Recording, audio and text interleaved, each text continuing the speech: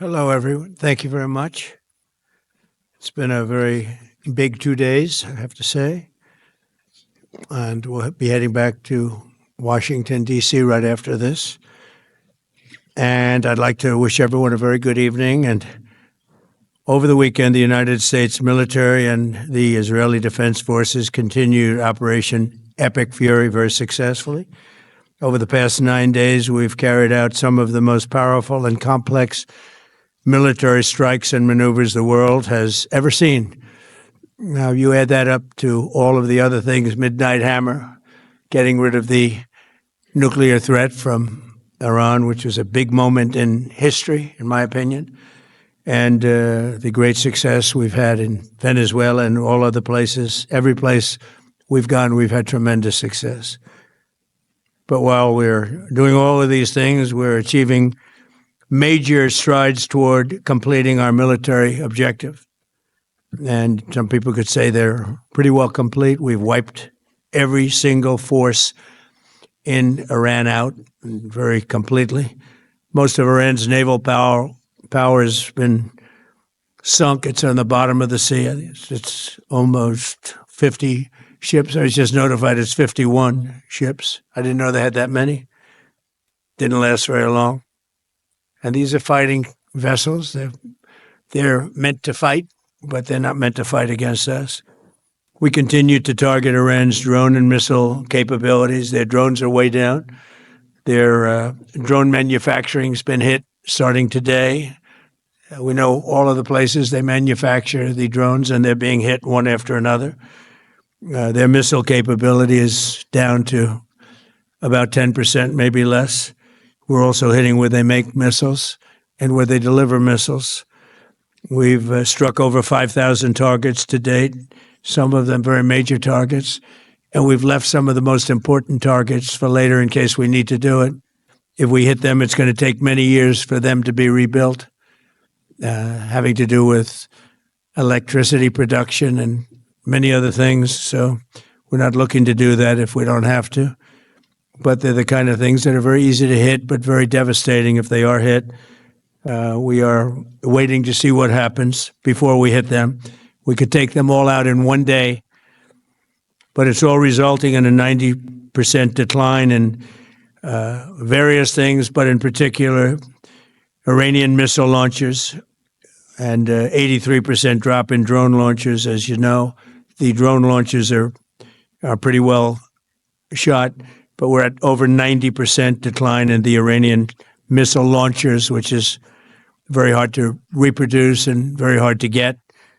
And usually what we were able to do through great equipment, a lot of smart people, as soon as they sent a missile up from a launcher, we were able to knock out that launcher within a period of 5 minutes or less, accurately right on the noggin. So now we have low-cost interceptors effectively combating Iranian drones, and our B-2 bombers recently dropped dozens of 2,000-pound bombs to destroy missile launchers all over Iran and very deep under Iranian soil in many cases. The soil was no match. And we're also annihilating the manufacturing base that the regime uses to build drones and missiles at a rate that nobody thought was possible. We're knocking them out. We know where they all are. We're knocking them out very quickly. We're ahead of our initial timeline by a lot. I would say that we probably would not have thought after a month we'd be here, in addition to the fact that we've taken out the leadership twice and maybe 3 times. And we, as you know, we want to be involved. We don't want another president that maybe wouldn't be willing to do what I'm willing to do for the good of the world, for the good of our nation, to be stuck with the situation in 5 years or 10 years from now. So we think they should put a president in, or the head of the country in, that's going to be able to do something peacefully for a change. They've been doing this for 47 years, killing people for 47 years, whether it's the barracks or even the SS Cole where they were involved. Very strongly, they always denied it. But where they were very strongly involved, and all of the people that died through the roadside bombs died and are right now walking around with no legs, no arms, a face that's been so badly damaged. The Iranian regime has been attacking Americans and spreading terror for 47 years, and despite these countless opportunities to renounce their nuclear ambitions, which they had just a short while ago, they told Mr. Witkoff, who is standing right over here, they said, they actually said, we want to keep building. Essentially, in a real nutshell, we want to continue to build nuclear weapons. If we didn't knock out Midnight Hammer, if we didn't knock out their Iranian potential, if we didn't do that with Midnight Hammer, they would have had a nuclear weapon. They would have used it long before now. And at a minimum, Israel would have been annihilated. I was very lucky that we had the courage to do that we had the talented pilots and the great equipment. The B-2 bombers are unbelievable. We ordered 25 more, by the way. The newer, better version. It's we have the greatest military in the world. We have the greatest equipment in the world by far. You see that no matter where we go. You still need the people, though, to operate it and to use it. And those are the people that we cherish. Even after we obliterated their key nuclear sites in Operation Midnight Hammer, they never negotiated in good faith. They still continued to say, we want to build nuclear. We want enrichment at levels that were unacceptable. And they even turned down an offer for unlimited free nuclear fuel forever for civilian purposes. We had people offering them free nuclear fuel. They weren't interested in that because they wanted to build a nuclear weapon. So instead, the regime was trying to reconstitute its weapons program at a different site. They couldn't go back to where they were, the 3 sites that we obliterated, but they were starting work at another site, a different site, different kind of a site, and that was protected by granite. They wanted it protected. Granite's pretty good, but they wanted it protected by a lot deeper. They wanted to go a lot deeper, and they started the process while rapidly building conventional ballistic missiles. They were going to do it all at the same time. It threatened our overseas bases and soon could have reached even our homeland. The regime's intention was to use this exponentially growing ballistic missile threat to make it virtually impossible to prevent them from obtaining a nuclear weapon. So as you probably saw, they had a tremendous number of missiles, most of which have now been used or destroyed, and very unsuccessfully used because we have been able, for the most part, to shoot them all down. What incredible technology. The Patriots have been unbelievable, and other things. And the laser technology that we have now is incredible. It's coming out pretty soon. Where literally lasers will do the work of, at a lot less cost, do the work of what the Patriots are doing or what other things are doing. The situation was very quickly approaching the point of no return, and the United States found it intolerable, in my opinion, based on what Steve and Jared and Pete and others were telling me, Marco, so involved, that I thought that they were going to attack us. I thought they would, if we didn't do this at the time we did it, I think they had in mind to attack us. And if you notice, they did something which was very foolish, very stupid, I would say. They attacked their neighbors. And their neighbors were largely neutral, or at least weren't going to be involved, and they got attacked. And it had the reverse effect. The neighbors came onto our side and started attacking them, and actually quite successfully. If you look at Saudi Arabia, you look at UAE, Qatar, and others, but they were strong and they were smart, but they got attacked. Nobody, when I first heard it, I said, no, somebody made a mistake. There was no mistake. UAE had over 1,000 missiles shot at it, knocked them almost all down. On the very first day I came down the escalator in 2015, I said, quote, I will stop Iran from getting nuclear weapons, and all I'm doing is keeping my promise. Think of that. That was in 2015. I said it. It was a threat then and a much bigger threat now, but no longer a threat, not for a long time anyway. We want to keep it that way. As we continue Operation Epic Fury, we're also focused on keeping energy and oil flowing to the world. And I will not allow a terrorist regime to hold the world hostage and attempt to stop the globe's oil supply. And if Iran does anything to do that, they'll get hit at a much, much harder level. I will take out those targets that were easy and that I mentioned just before. We'll take them out so quickly, they'll never be able to recover, ever. If they want to play that game, they better not play that game. In the long run, oil supplies will be dramatically more secure without the threat of Iranian ships, drones, missiles, nuclear menace, or anything. So the Strait of Hormuz is going to remain safe. We have a lot of Navy ships there. We have the best equipment in the world, inspecting for mines. Again, most of their ships are down at the bottom of the sea, but we will hit them so hard that it will not be possible for them or anybody else helping them to ever recover that section of the world if they do anything. In recent years, the regime and its terror proxies have launched attacks on hundreds of commercial vessels. We're putting an end to all of this threat once and for all, and the result will be lower oil prices, oil and gas prices for American families. We've done that. We've done it. We brought it very low. This was just an excursion into something that had to be done. We're getting very close to finishing that, too. In the meantime, during this brief disruption, the United States is offering political risk insurance to any tankers operating in the Gulf. So we're putting up risk insurance. We'll perhaps go alongside of them for protection. We don't think it'll be necessary if it is. And if they do anything, the price will be incalculable. It will be so great that they will have wished they never did it, because you have to keep the straits flowing. With all of that, it affects other countries much more than it does the United States. It doesn't really affect us. We have so much oil. We have tremendous oil and gas, much more than we need. We have Venezuela now as our new partner, great partner. They've worked out so wonderful. We're working with the administration, the president, and it's a massive source of oil, gas, everything.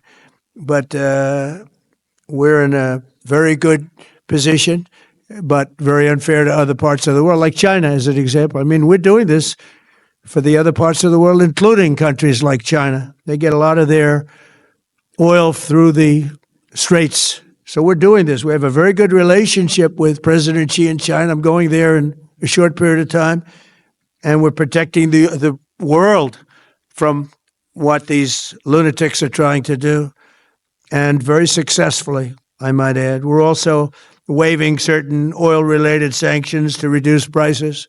So we have sanctions on some countries. We're going to take those sanctions off till this straightens out. Then who knows, maybe we won't have to put them on. There'll be so much peace. But when the time comes, the U.S. Navy and its partners will escort tankers through the strait if needed. I hope it's not going to be needed, but if it's needed, we'll escort them right through. And we have the greatest mine-sweeping ability. We have the greatest ships, and we know exactly where they're placed. We'll get them out of there very fast, but we hope we don't have any of that. And again, if they do that, if they play that game, we're going to hit them at a level that they have not seen before. So we're winning very decisively. We're way ahead of schedule. Our military is the greatest in the world, with the greatest equipment and the greatest people in the world. Nobody's ever seen anything like it. Iran's a very powerful country. They were going to take over the Middle East. If we did not hit them, they were going to take over the Middle East. They had thousands and thousands since their last hit. They had thousands and thousands of missiles and everything else. Most are now destroyed. But they were going to take over the Middle East. Those weapons were aimed at Middle Eastern countries that had nothing to do with this. They were going to take over the Middle East, and they were going to try and destroy Israel. So we stopped it with good timing, and we're very proud to be involved in this, and it's going to be ended soon. And if it starts up again, they'll be hit even harder. Thank you very much for being here. Go ahead. Any questions? Thank you. Thank you so much. Go ahead. Do you approve of Iran's new supreme leader? And secondly, can you tell us more about your call with Russian President Vladimir Putin today? Yes. What did you discuss? Yes, I had a very good call with President Putin. We had a lot of people on the line from our side, from his side. We were talking about Ukraine, which is just a never-ending fight. And look, there's tremendous hatred between President Putin and President Zelensky. They can't seem to get it together. But I think it was a positive call on that subject. And we obviously talked then about the Middle East. And he wants to be helpful. I said, you could be more helpful by getting the Ukraine-Russia war over with. That would be more helpful. But we had a very good talk, and he wants to be very constructive. Yeah. Please. Yeah, please. Thank you, Mr. President. On Iran, you called it an excursion. You said it would be over soon. Are you thinking this week it will be over? No, You're talking but soon. about days? I think soon. Okay, and with respect Very soon. Look, everything they have is gone, including their leadership. In fact, there are two levels of leadership, and even actually, as it turns out, more than that. But two levels of leadership are gone. Most people have never even heard about the leaders that they're talking about. So it's obviously been very, very powerful, very effective. to Cuba, you said that Cuba wants to make a deal. Yes. What would the United States get in return for that? And why should Americans trust Marco Rubio to negotiate it? Well, Marco Rubio is doing a great job. I think he's going to go down as the greatest Secretary of State in history. Look at what we've done as a presidency. Look at what we've done as an administration. They trust Marco, and so do the American people trust. He's been successful no matter where he's been. He also speaks the language, which is always nice and always helpful. But he's dealing, and it may be a friendly takeover. It may not be a friendly takeover. It wouldn't matter because they're down to, as they say, fumes. They have no energy. They have no money. They're in deep trouble on a humanitarian basis. And we don't want to see that, but they were very, very bad to a lot of people, as you know, and a lot of people living on the Cuban-American vote, which I got at record levels. Very important. Those people are very important to me. I know what they went through. They went through hell. Some of them have gone on to be some of the most successful people in the country. Cuban-American business people, some of them are like the most successful in the country. And a lot of them are friends of mine because I've been fighting this battle with them for a long time. The Castro regime was brutal, but they lived off Venezuela. And now they don't live off Venezuela. Sends them no energy, no fuel, no oil, no money, no nothing. They lived without Venezuela. They couldn't have made it. And we cut them off from everything else. So, they're going to make either a deal or we'll do it just as easy anyway. Yeah. Please, go ahead.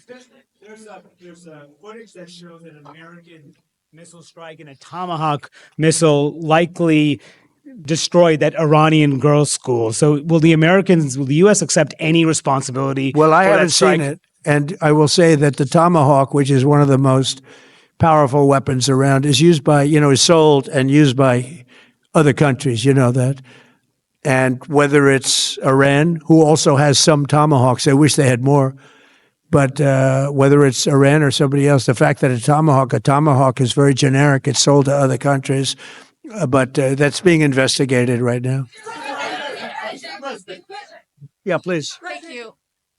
Thank you. Mr. President, you've said the war is, quote, very complete, but your defense secretary says this is just the beginning. So which is it, and how long should Americans be prepared Well, I think for you could this war say to it last both. for? It's the beginning of building a new country, but they have no Navy, they have no Air Force, they have no anti-aircraft equipment. It's all been blown up. They have no radar, they have no telecommunications, and they have no leadership. It's all gone. So, you could look at that statement. We could call it a tremendous success right now as we leave here. I could call it, or we could go further, and we're going to go further. But the big risk on that war has been over for 3 days. We wiped them out in the first 2 days. When you think about it, it's incredible. We wiped out a big Navy, very powerful Navy. These were ships. These were serious ships. These were ships that you buy when you want to win battles.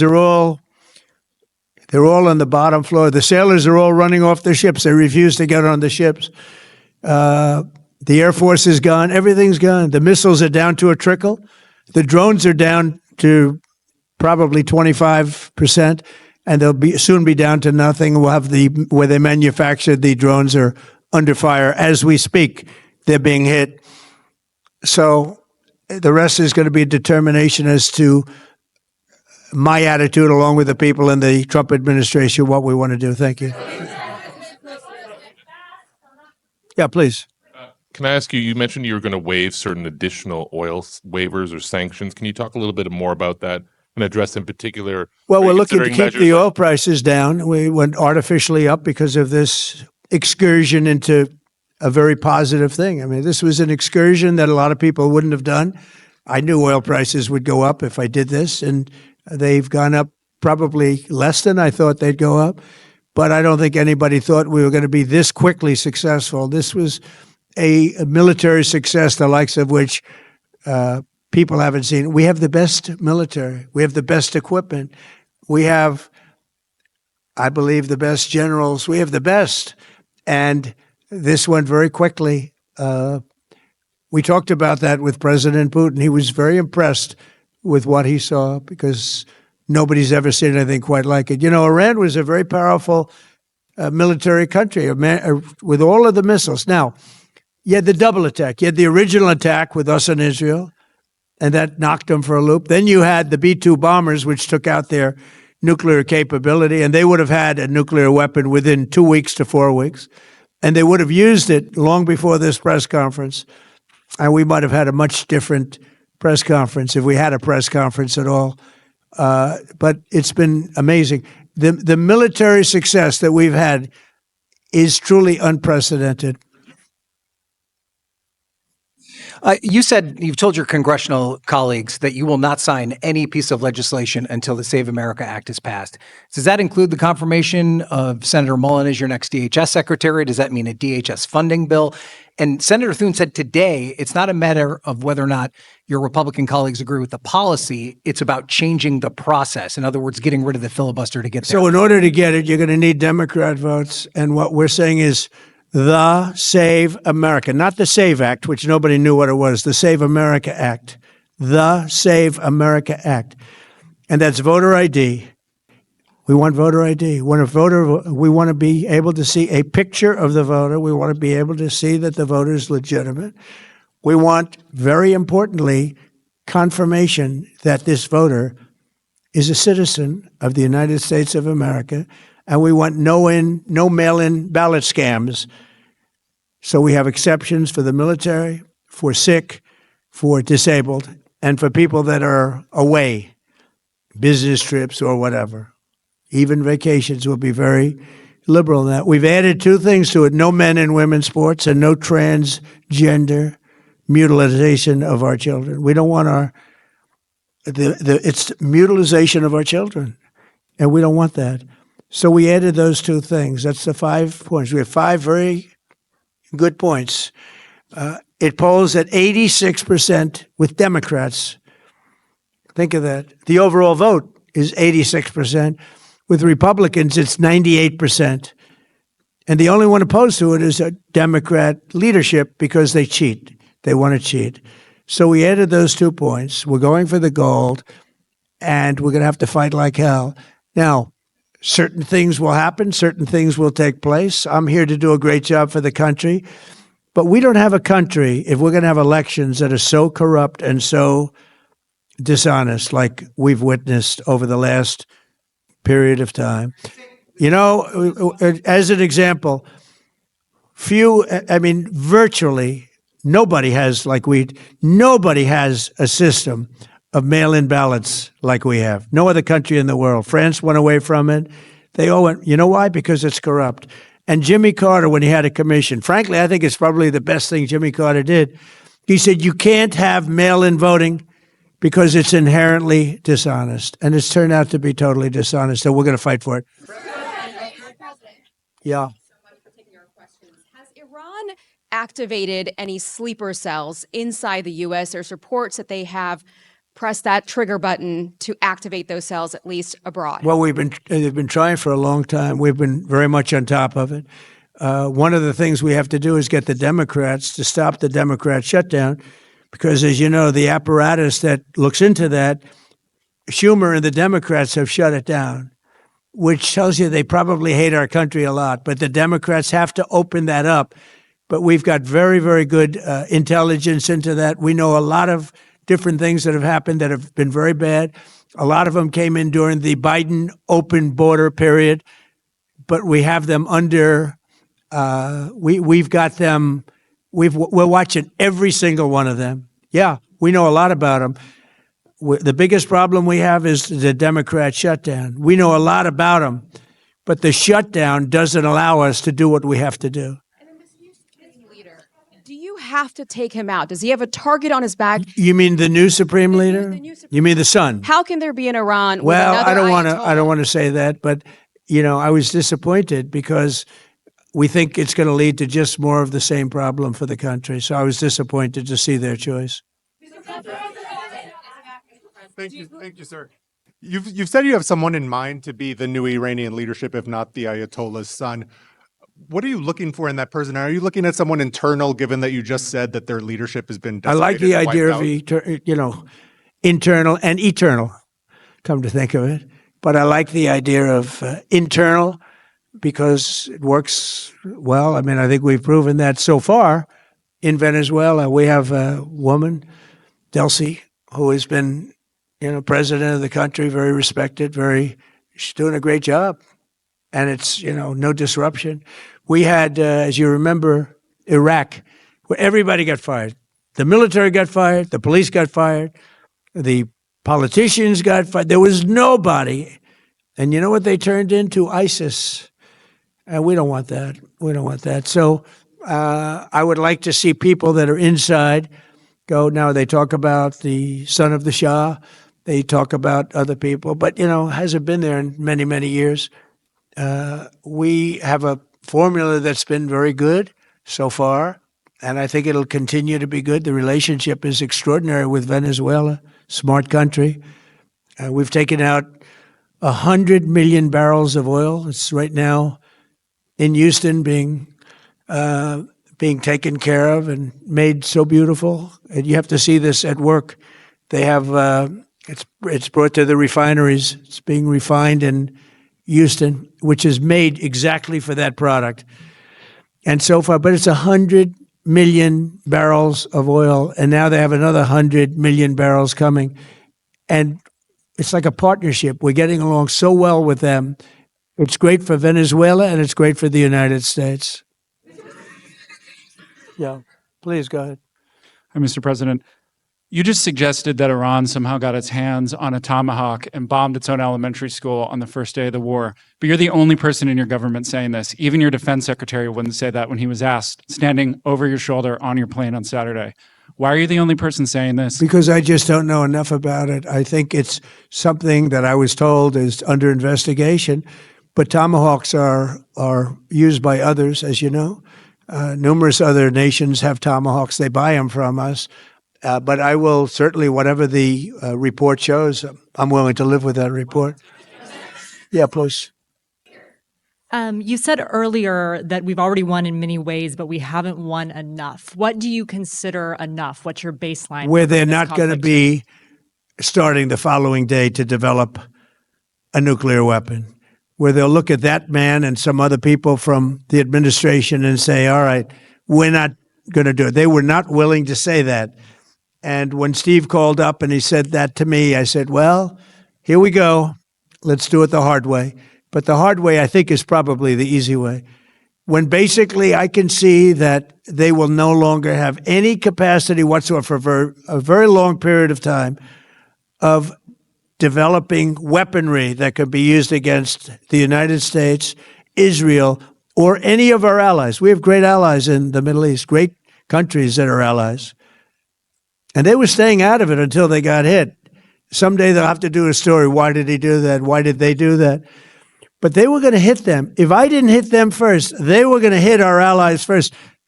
I believe, upon information and belief, But I believe that he was going to, they were going to take over the Middle East. They were looking to take over the Middle East. Now, had Operation Midnight Hammer not taken place, that was definite, because they would have had a nuclear weapon within a matter of weeks. But that took place. That was a setback. But look at the number of missiles they were able to buy and make over the last 6 months. And those missiles were aimed at various countries. And when you look at over 1,000 missiles shot at like UAE, they were looking to take over the Middle East. We got there first. We're lucky. I'll tell you what, the Middle East and those countries, very rich countries, are very lucky that I was president instead of somebody else. Mr. President, are there any points of disagreement between yourself and your vice president when it comes to U.S. action in Iran? I don't think so, no. No, we get along very well on this. He was, I would say, philosophically a little bit different than me. I think he was maybe less enthusiastic about going, but he was quite enthusiastic. But I felt it was something we had to do. I didn't feel we had a choice. If we didn't do it, they would have done it to us. I felt, based on the negotiations that were being had by Steve Witkoff and Jared Kushner and Marco and Pete, and everybody was involved, I felt that they were looking to tap us along before they hit, and I thought they were going to hit. And if they hit us first, that would have been a very bad thing. In the back, please, in the back. Sir, you said you're considering seizing the Strait of Hormuz. Is there a timeline for that? About the strait, you mean? Yeah, well, I want to keep it open. I want to keep it good. You know, it doesn't pertain to us so much as it does to China. We're really helping China here and other countries because they get a lot of their energy from the straits. But, hey, look, we have a good relationship with China. It's my honor to do it. Yeah. Leader, you have called him an unacceptable choice. So does he have a target on his back? And how can you say I don't want to say whether or not he does, because that would be inappropriate. But hey, look, I had a target on my back because, as you people wrote pretty well, they caught the assassin that was after me. So we just got them first, but they caught the assassin. They have him now in custody that was after me. So, you know, but people don't like to mention that, but they did catch him. And I'd like to congratulate our military, Secret Service, FBI, all of the people that worked on that, but they did. Yeah, please. It's almost over, though, Andy. Go ahead. No, go ahead, please. Thank you, Mr. President. You promised the Iranian people you would help them, but it sounds like you're willing to end this fight after your military objectives have wrapped up. Isn't that a betrayal of Will the I people? help them? I'd like to, if they can behave, but they've been very menacing. You know, they're great people. They have an amazing population. It's amazing, smart, brilliant, energetic. They have a great, I'd love to help them, but they have to be in a system that allows them to be helped. And right now they're in a system that only allows failure. And I don't want that. And I want a system that's not going to be attacking us. We want a system that can lead to many years of peace. And if we can't have that, we might as well get it over with right now. Yeah, please. Mr. President, as of today, there have been 8 U.S. military fatalities associated with the war in Iran. How many American deaths are you willing to have in this war? Well, as I said before, when you have conflicts like this, you always have death. And I was at Dover yesterday. I met the parents, and they were unbelievable people. They were unbelievable people, but they all had one thing in common. They said to me one thing, every single one: finish the job, sir. Please finish the job. And I'll leave you at that. Thank you very much, everybody. Thank you. Thank you.